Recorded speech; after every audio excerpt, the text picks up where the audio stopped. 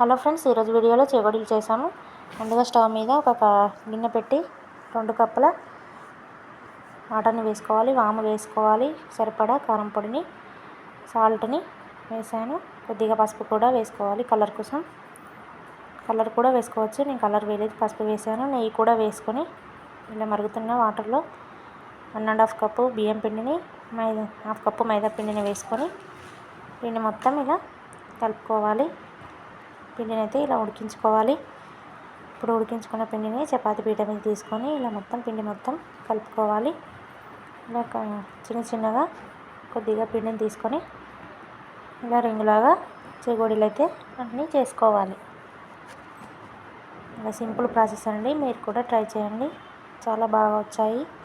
అన్నీ చేసుకొని ఒక ప్లేట్లోకి తీసుకొని వేసాను.